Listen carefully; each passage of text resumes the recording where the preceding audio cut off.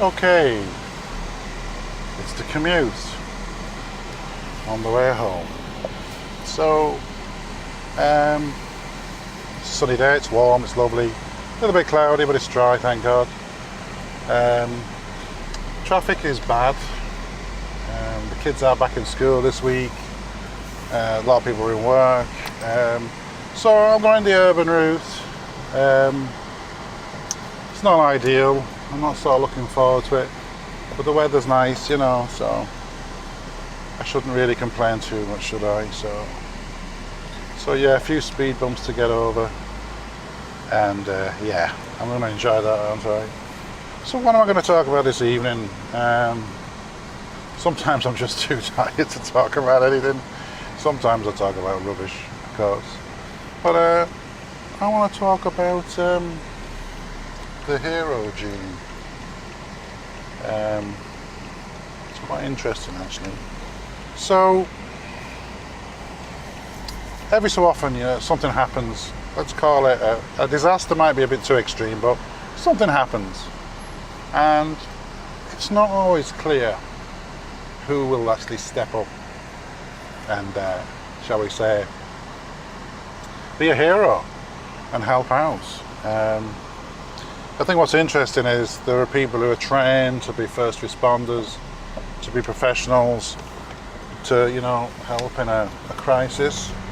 But when it comes down to it, it's a disaster. They freeze. They can't do it. It happens quite a lot. And then there are people whom you wouldn't expect. Might be a cleaner or janitor or somebody just makes the tea with no formal training in anything, and they step up and help out. And I think it's fascinating, because none of us really know how we're going to respond in an event, a car accident, or something happening in the street, something happening in front of you, something that you might be involved with, and whether you just freeze. I'd like to think I could step up and be a hero, but I do wonder, am I just going to freeze?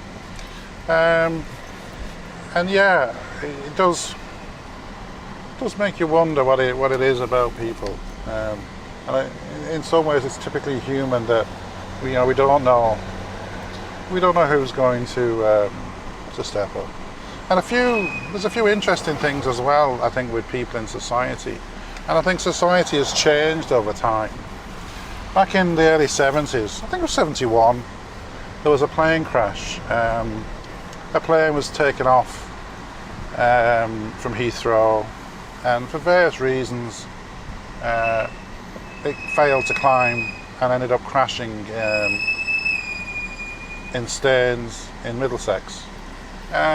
Ultimately, there was no survivors, but what was sort of horrible in a way, there was a lot of onlookers, people going past, who stopped to look at the wreckage on fire, and didn't do anything, to help rescue people. I think a couple may have done, but overall it was horrible. It was a horrible response, and I think it was reported at the time that people hadn't done as much as they could. It was highly unlikely, though, anybody could survive the accident anyway. But it was just, the public's response at the scene was horrible. Absolutely horrible. But that all changed. And a few years later, I don't know how many years it was, maybe 10 or 15 years later, there was another plane crash in East Midlands. It was a plane, I think, that was destined for Belfast. And there was a problem with one of the engines. And they shut down the wrong engine. And couldn't get the good engine back before crashing just short of the runway on the embankment of the M1 motorway, a very busy motorway in the UK. And it was amazing, the response of the public on that day, and that people were stopping to help. It was incredible, and a lot of people were saved because of that. And I think that was it was interesting that I think people, society, people's response had changed. You know, I do believe now there's a law. I don't know if it's in the US or in Europe that I've heard about the Good Samaritan law. It could be in the US. Could be in Europe, whereby you are legally obliged to stop and help. If somebody is in trouble, you have to stop and help them.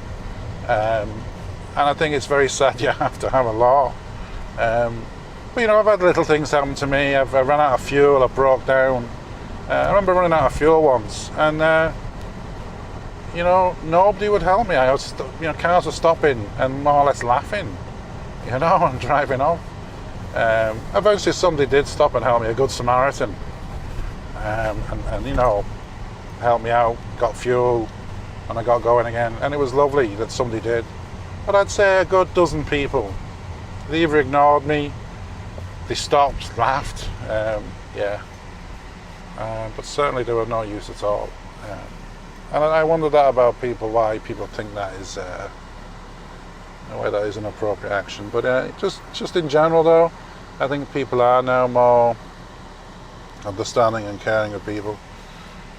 And in certain situations you really do have to step up and help where you can. But I know people are medically trained, first responders trained, who freeze in a crisis. That's a good word, yeah, crisis. It doesn't have to be a disaster, but a crisis. And you know, I've heard stories, you know, where people, you know, just sort of stand there, they don't know what to do, they freeze, they literally do freeze. And then there's people who just get stuck in and help out, and with a really good, appropriate response. So yeah, I mean, it's not something you can test for, the hero gene, but I'm so hopeful that if anything ever happens to me in a crisis, that I might have someone around who certainly has the hero gene.